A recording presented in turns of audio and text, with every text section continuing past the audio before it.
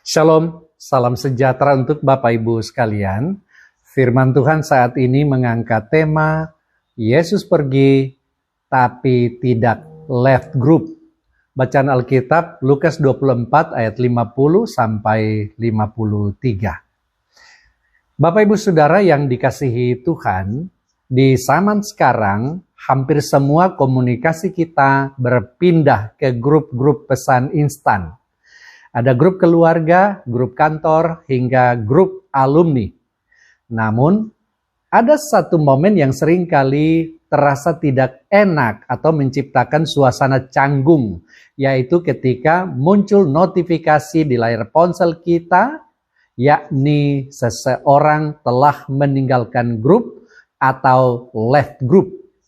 Biasanya orang yang left group menandakan bahwa ia sudah tidak mau lagi berkomunikasi, sudah tidak ingin lagi terlibat dalam urusan kita, atau hubungan tersebut memang sudah berakhir. Ada perasaan ditinggalkan ketika orang yang kita andalkan tiba-tiba keluar dari lingkaran komunikasi kita. Saat ini kita diberi kesempatan merenungkan peristiwa kenaikan Yesus Kristus ke surga.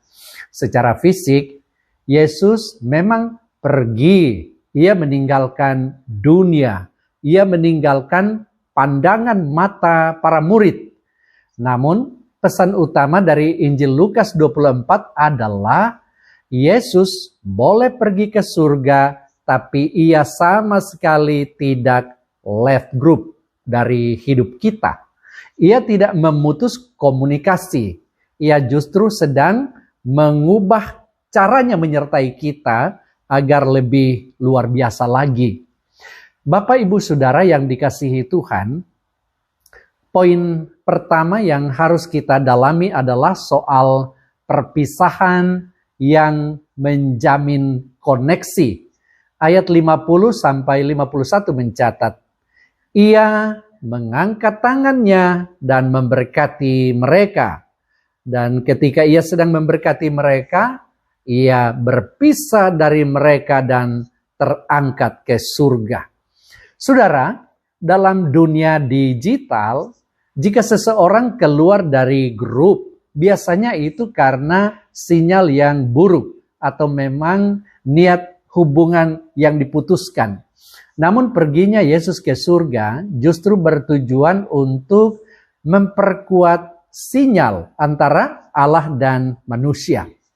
Yesus mengangkat tangan untuk memberkati. Tangan yang terangkat ini adalah jaminan bahwa meskipun ia tidak lagi berada di samping para murid secara fisik, ia tetap terhubung dengan mereka secara rohani.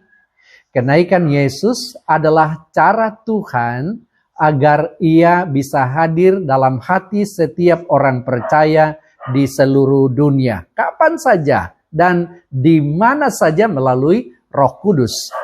Yesus tidak meninggalkan kita.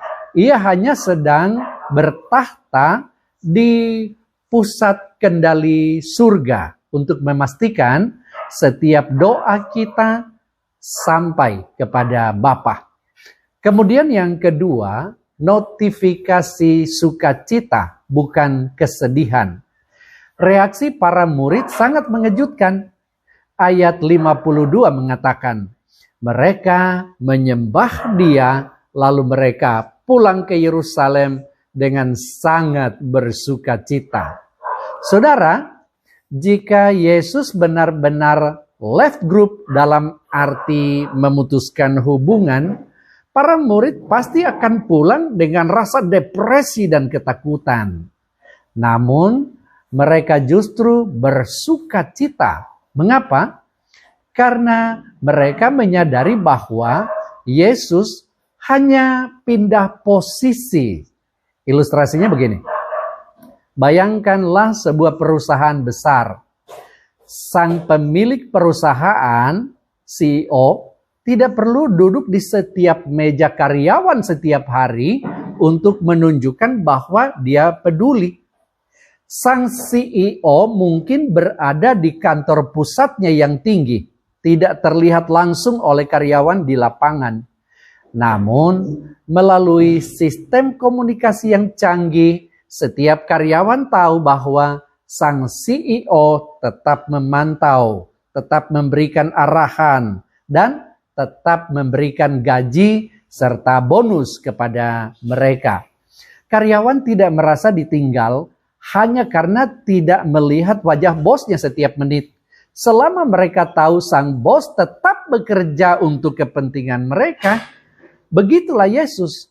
Ia di surga, bukan untuk melupakan kita, tetapi untuk memastikan seluruh perusahaan kehidupan kita berjalan sesuai rencananya yang mulia. Kemudian poin yang ketiga, aktif dalam komunitas kerajaan Allah. Bagaimana para murid mengisi waktu mereka? Ayat 53 mencatat, mereka senantiasa berada di dalam bait Allah dan memuliakan Allah. Saudara, karena mereka tahu Yesus masih berada di dalam grup kehidupan mereka, mereka tetap aktif beribadah. Mereka tidak menjadi pasif. Kepercayaan bahwa Yesus tetap menyertai harusnya membuat kita semakin rajin melayani, bukan malah menjauh dari Tuhan. Bapak, Ibu, Saudara yang dikasihi Tuhan, apa artinya bagi kita menyadari bahwa Yesus tidak left group dari hidup kita? Pertama, jangan merasa sendirian di tengah masalah. Mungkin Anda merasa doa Anda tidak dijawab, atau Anda merasa Tuhan sedang diam. Ingatlah, diam bukan berarti pergi. Yesus sedang berada di tahtanya, memperhatikan setiap detail hidupmu. Notifikasi berkatnya mungkin tidak muncul setiap detik seperti yang kita mau, tapi pertolongannya selalu datang tepat pada waktunya. Kedua, jaga interaksi kita dengan Tuhan. Jika Yesus tidak left group, pertanyaannya adalah, apakah kita yang justru sering memute notifikasi dari Tuhan?